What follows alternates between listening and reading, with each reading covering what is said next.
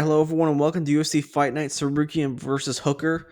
First UFC appearance in Qatar. I'm going to keep this one short and quick. I'm in immeasurable amounts of pain right now. I got an infection in my appendix, which kind of sounds as disgusting as it would seem.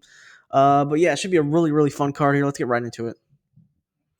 All right, starting off in the heavyweight division, we got two newcomers, which is a common thing nowadays. In the heavyweight division, we got Marek Bujło taking on Denzel Freeman. Bujło plus 175, Denzel Freeman minus 205. And honestly, coming into this fight, I had to do tape study on both these guys. I had no idea who these guys were. But turns out we got grappler versus wrestler in this fight, and one's just a jiu-jitsu guy, right? And that is Marek Bujło. He's basically just a jiu-jitsu guy, right? The striking isn't really there. Definitely not UFC level striking, which the bar is pretty low for heavyweight. So that shows you how bad his striking is. I mean, obviously there's power there, but where he really wants to be is the jiu-jitsu. Takedowns aren't good. They're just kind of bear hugs and trips and stuff like that. They're not good takedowns at all. If he is on top, though, he will have success, right? He does have good BJJ. Almost all of his wins are by submission. Fighting Denzel Freeman, who honestly does seem like a decent fighter, right? He is willing to just go in there, swing heavy in the pocket, and has power in his hands. Has decent striking, but he does have really really good wrestling. Watching his tape back, he does have accolades. All state high school wrestler, and he definitely does seem like a guy that can use his wrestling well in MMA. Right. He also comes from a Greco-Roman wrestling background. You see that he has trips, he has throws, he has all the high level stuff that you can want. He has a lot of power and really good ground and pound. So I think it just comes down to Denzel Freeman's going to have the better wrestling so he can control where this fight goes, right? He can say, okay, if I want to slow it down on the feet, I just defend these takedowns, and then we're standing. And if we're standing, Denzel's going to have the better striking, the better power, and the better technique. And if he wants to take it to the ground, say that's not going as planned for some reason, well, he has the wrestling to do that. He has, again, like I said, good wrestling, a wide array of takedowns, and once he's on top, I mean, the jiu-jitsu doesn't really work at these higher weight classes from the bottom. So he's going to be teeing off with the ground and pound. Honestly, if you're in that position, Denzel Freeman on top, I'd honestly posture up, maybe get on your feet and start raining down ground and pound. So I like Denzel on the spot to get it done by knockout. Marek open as a favorite, so maybe we're missing something, but I think this is an easy win for Denzel Freeman here. All right, next fight, we got a lightweight, another debuting in Shemrock, or Shemrock, as most people know. He took on Nurilo Aliev. Aliev is the minus 280 favorite. Shemrock, as I'm going to probably call him now because that first name's pretty hard for me, plus 240. And listen, another straightforward pick for me. Shemrock is UFC caliber, right? I'm not going to spend this whole time dissing him because he is a UFC caliber fighter, right? He does have really good jiu-jitsu off his back and on top. The striking is okay. Sometimes it's failed him, but I think his striking is going to be good enough, especially in this fight. But the difference is going to be wrestling, right? Nurilo, boring fighter, but he definitely does know what he's doing in the wrestling, right? We saw in his last fight against another dangerous guy in Joe Selecki, who also has a very good game off his back. He was just able to kind of just like he was throwing up triangle chokes and guillotine attempts, and he was just like, okay, I'm gonna let you tire your arms out, tire your legs out on these choke attempts that just aren't going to go anywhere. I think it's going to be sort of a similar fight right here against Shemrock, who doesn't have any knockout victories. So his only path of victory is going to be the grappling, and Alev's going to have a pretty wide advantage there, in my opinion. I don't see him finishing Shemrock at all. Aliev isn't really a dangerous type of guy, but again, like we said before, we've seen that against Alves and against Selecki, against these really high level BJJ practitioners. He's able to weather the storm of the submission attempts, if you will, and just kind of hold them down and have really good control. So give me Aliev to win this fight by decision. Another really one of my confident picks on this card. All right, now we got a not so confident pick here and a not so confident fight between two not so confident fighters. We got Ismail Naurdiev taking on Ryan Loder. Naurdiev is the slight favorite at minus 140, Loder plus 120. And this is basically, to put it simply, this is probably going to come down to can Loder weather the early storm, because for all the good things that Naurdiev does, he's shown time and time again in both UFC stints that the cardio isn't necessarily where you want it to be. And he usually looks good in the first round, right? He's got good striking. His takedown defense holds up early. I'll get to that later in a second. But And we've seen it before, right? He was able to put hands on Jung Young Park. He was able to put hands on Bruno Silva, who kind of sucks. At least he fought the former Bruno Silva that isn't very good. He was able to put hands on a couple people early in these fights. But as the fight goes on, we've seen a few times that the cardio doesn't necessarily hold up especially against good wrestlers, grapplers that are able to make them work. And that's exactly what Loder is, right? He is basically a wrestler, and that is what he is. Striking defense, don't like it, but he is tough. He'll hang in there. And he's a dog, right? He's got dog in him. So if the striking isn't going his way, which I doubt it will be early, I expect him to kind of weather the early storm. And he does have very, very good wrestling in his back pocket, right? All American wrestler at Northern Iowa. This guy is very, very nasty on top. We saw it in that UFC win against Robert Valentin, where he got him out there from the crucifix. Also showed great composure when Valentin had his back. So I think Loder, despite the striking deficiencies, I think if he weathers that storm, I think if he gets on this guy early, shoots often, I think Naurdiev is going to be gassed by the time the fight gets into the second round. So maybe a bit of a long shot here, but give me Loder to win the fight by knockout, more specifically ground and pound knockout after he wears Naurdiev down those takedown attempts. All right, this is a really fun scrap at bantamweight. We got Beksat Almakhan taking on Alexandre Topuria. Almakhan, the plus 115 underdog. Alexandre Topuria minus 135. And I saw something on the Twitter timeline early that really kind of brought to my attention was, if Alexandre's last name wasn't Topuria, what line would this fight be at? Because and I agree, in my opinion, I feel like this is a pretty bad matchup for Topuria. He didn't really, and he does have things that could upset Almakhan, right? If he comes in here and wrestles his ass off and is able to kind of just control Almakhan over 3 rounds, I wouldn't really be surprised. Right, we've seen holes in Almakhan's game, most specifically in the takedown game, where he has been able to be controlled for extended periods of time. The Umar fight pops up, but that's Umar Nurmagomedov, right? And his UFC debut, like that's rough. So obviously, that's a bit of an outlier in my opinion, but nothing really wowed me for Alexandre Topuria against a pretty, lackluster opponent in Colby Thickness too. I don't even think Colby Thickness won his last fight against Josiah Spistasa. So it really kind of raised a couple red flags that he wasn't really able to put Colby in any danger at any point in that fight. Obviously, the technique is definitely there, right? He's training with Ilya. He does have the Greco-Roman wrestling. He definitely does have the boxing of Ilya. Not as much power or speed or anything like that, but it's there. So it's definitely something you got to be aware of. But man, when I watch Bekstat Almakhan, I see a lot of potential in him, right? I might have faded him the first couple fights, but when you really dig deep and look at this guy's tape and look at his last fight against Brad Katona, this guy's got lightning fast hands. This guy's got absolutely thunderous power in his punches. It doesn't look like he throws a lot of power, but if he lands on Alexandre Topuria, I have no doubt Topuria is going to be in trouble here in this fight.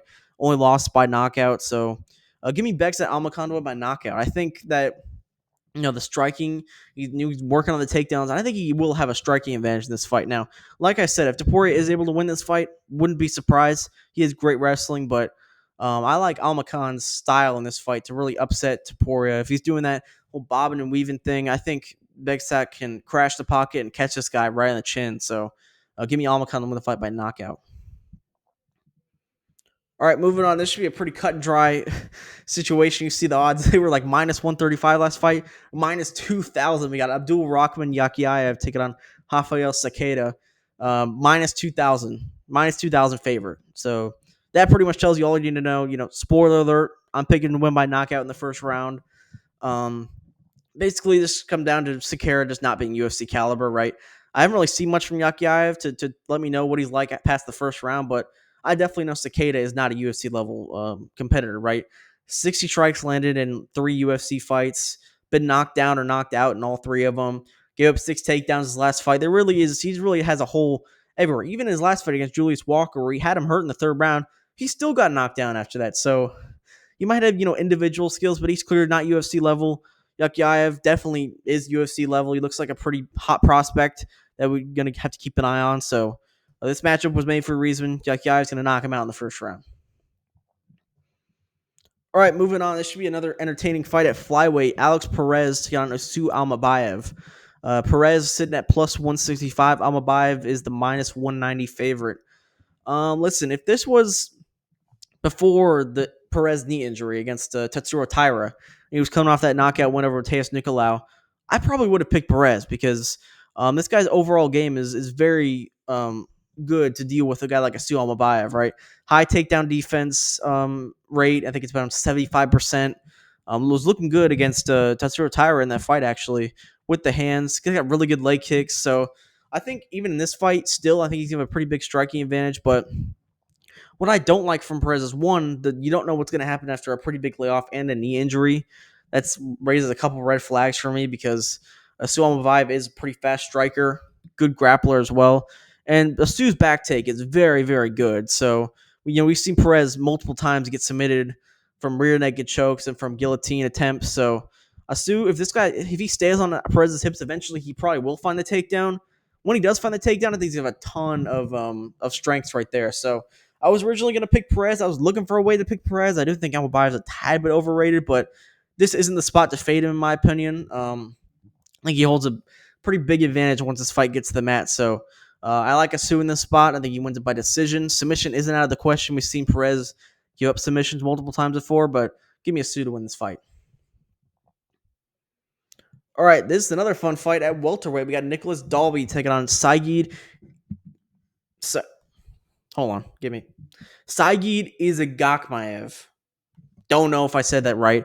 Dalby's plus 265 and Saigid's minus 315. Listen, I think the UFC, this is another case. I think the UFC knows what they're doing with this fight.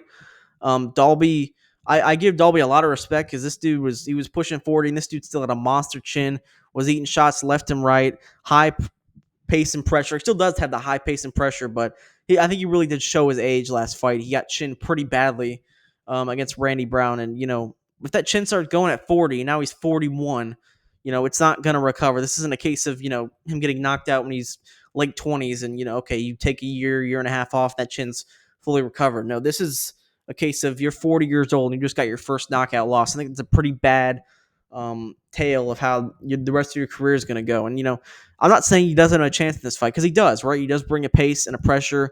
We see Saigid fade in his only 2 losses. And, he's off a 3-year layoff himself. He hasn't fought UFC or MMA, I apologize, in a while. So we definitely could see him slow down, but this dude's got a really high-level Sambo background. Good trips, throws, unorthodox takedowns, as many of the Sambo guys do in Khabib's camp. And good striking as well to back it up. He's got power in those hands. So if Dalby wants to push the pace and pressure, get in the pocket, Saigid can definitely return fire. So I like him in this fight. I think he wins it by decision. I don't think Dalby's getting finished just right here, but I do think the age shows again. I do think he's slowing down a little bit, and Saigid's catching him at the right time. So give me Saigid to win by decision. All right, moving on. Featured prelim, we got Bogdan Grad taking on Luke Riley. Grad plus 210 and Luke Riley minus 250. And first of all, I think these odds are pretty wide. On one hand, I do get the hype for Luke Riley. He's a great striker. Pinpoint accurate, fast 1-2s, kind of like many of the Cage Warrior guys. Really, really fast technical striking. Grappling's causing problems, though. If you've seen, especially his last fight, upwards of minus 1,000 favorite. In his last fight, clearly a spot where they wanted him to kind of use that to get into the UFC, and he was kind of getting his ass beat a little bit. I'm not gonna say it was like a mauling or anything like that, but he was certainly losing that fight against a much lesser opponent than Bogdan Grad, a much lesser takedowns, all that stuff. And he was able to kind of find that finish late. He's got dog, he's got heart. There's no doubt about that. But if he's giving up the same types of takedowns against Bogdan Grad, I have no doubt he's going to get ground and pounded his face in the canvas because Grad's a very competent fighter. He's a UFC level fighter that will make Luke Riley work if he isn't able to get him out of there. Now, can Bogdan Grad get chinned? Yeah, probably, possibly. And if Luke Riley finds that chin, wouldn't be surprised at all. But, I am going to pick Luke Riley to get it done by decision instead of knockout because I think Grad is tough and I think he's gritty and I think he's got a lot of dog in him. But listen, if Grad is able to push a pace into this late second, third round, I could get very concerned here. And I could see the concern on a lot of Luke Riley bettors because, he's shown lapses in his takedown defense in the past. But, I think he's a very good fighter. I think he's a guy to keep an eye on still. I like him in this fight to win by decision. So give me Luke Riley in this fight. All right, main card opener. We got Tagir Ulanbekov taking on Kyoji Horiguchi in the flyweight division.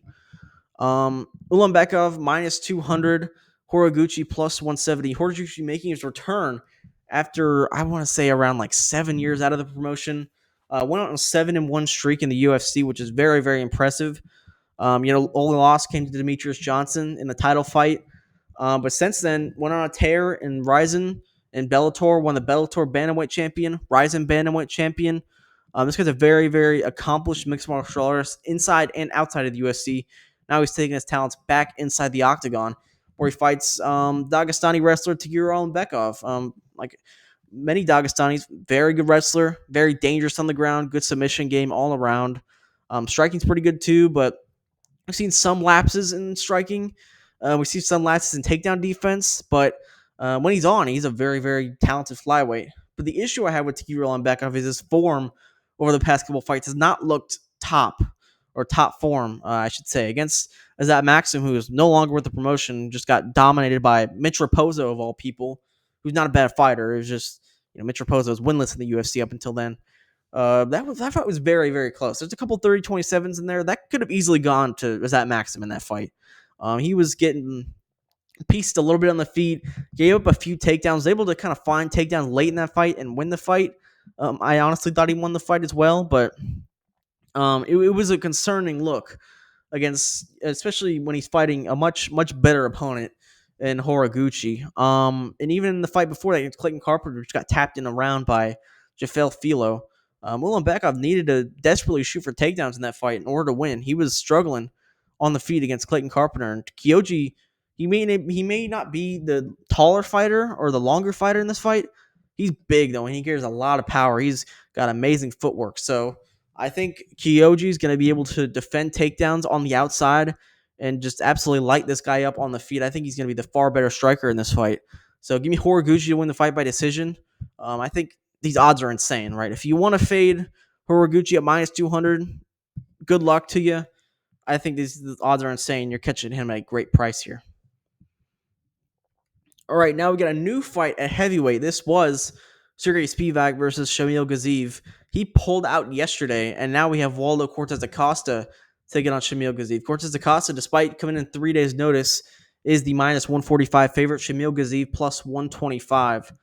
Listen, Waldo, I got to give him credit, right? I was a big Waldo hater throughout most of his career, but I got to give him credit now. 5 fights this year up against high-level opponents, taking a big risk here against a very powerful striker, but himself, he is another powerful striker. He's got a nice jab, probably more technical striker in this fight, just in terms of, the straight shots, the 1-2 down the pocket, striking defense as well is pretty solid.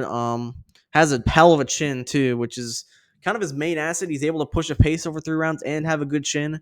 That's kind of carried him up the ranks, even in that split decision win against Sergey Spivak. But he's taking on Shamil Gaziev. Powerful striker. Despite having the Dagestani beard, he is a striker, right? Very, very powerful. Good 1-2s. A wide array of athletic attacks on the feet. Can also wrestle too. Not necessarily his number one game plan, but it definitely is there if he needs it. Takedown defense just okay. Cardio just okay. We saw him wrestle Dante Almabayev for 15 minutes, but I think anyone can wrestle Dante Almabayev for 15 minutes. The cardio, the Rosenstruik fight is a big red flag. Still is a big red flag for me, which is why probably Cortes-Acosta is a favorite here. We've seen him go 3 rounds pretty effectively, and we haven't seen Shamil do that against another high-level striker.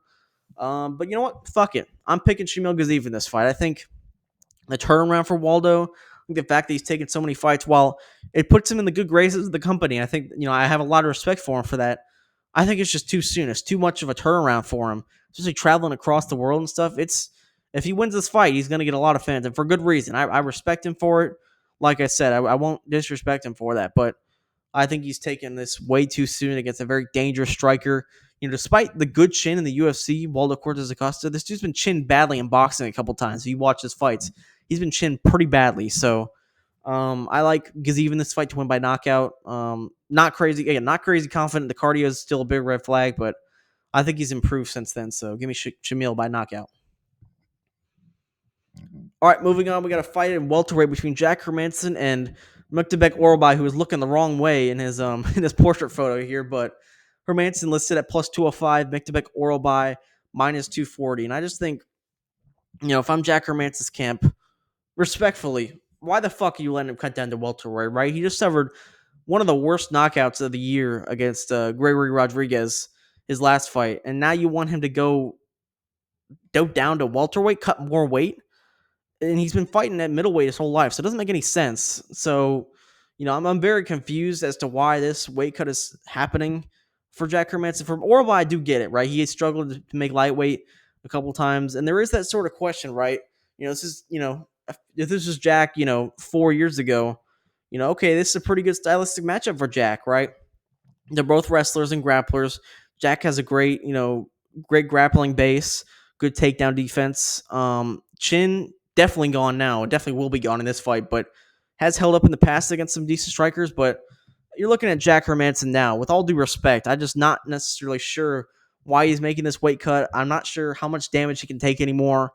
Orolbai, despite not being a fighter that is known as a striker, still hits very hard. If he's able to connect on Jack Hermansson, I have no doubt he's going down to the mat. And even on the mat, I think Orolbai's wrestling base, his center of gravity, is too strong, too much for Jack Hermansson, especially in this stage in his career. I think Orolbai wins this fight by knockout, and I'm pretty confident in that pick. All right, next up, we got a light heavyweight fight between Volkan Oezdemir taking on Alonzo Menifield in the feature fight. Oezdemir minus 225, Alonzo plus 190. And right off the bat, this is a little bit too wide in my opinion. I do get the kind of level of competition gaps. Oezdemir probably is the more technical striker than Alonzo Menifield.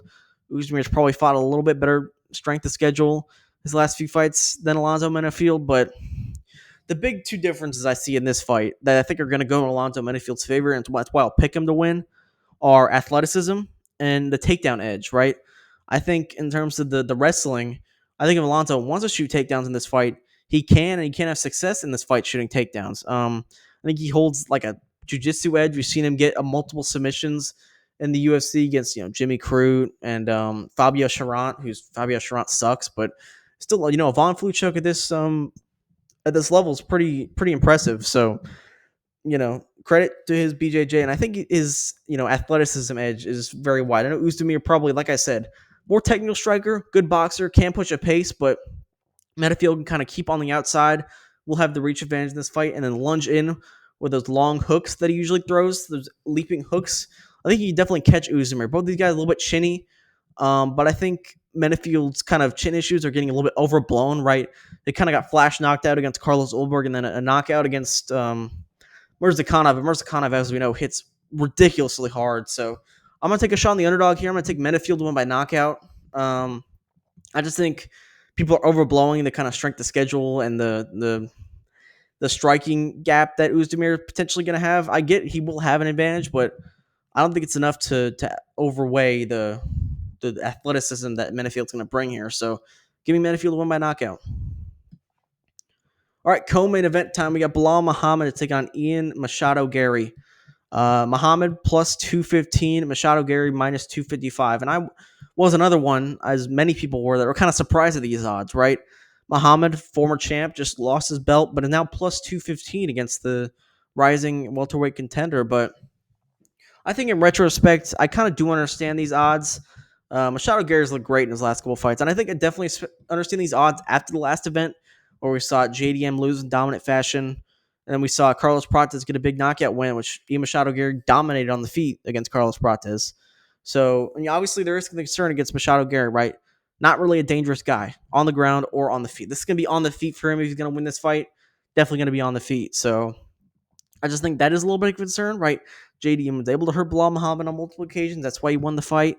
But I just think the footwork of Ian Garry at this point in their careers, he's a much faster striker than Belal Muhammad. Rangy, has the kicks as well.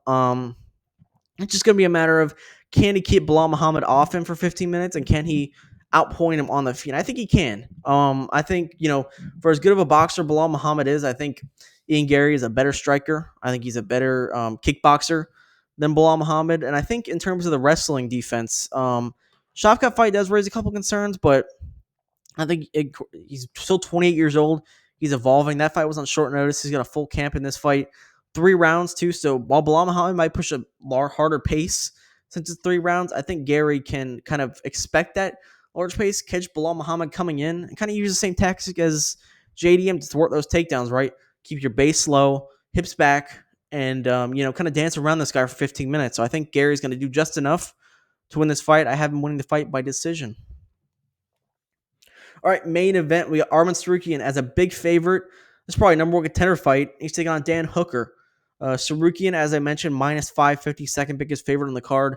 Dan Hooker plus 400. And listen, I think it just comes down to, Arman's grappling edge and the danger that he carries on the ground, right? As we know, phenomenal wrestler, great scrambles. But on the ground, I think the difference between him and a guy like, say, Mateusz Gamrot, or a guy like, I don't know, any one of the wrestlers in this division. I think the difference between him and a guy like Gamrot is he deals damage on the ground, right?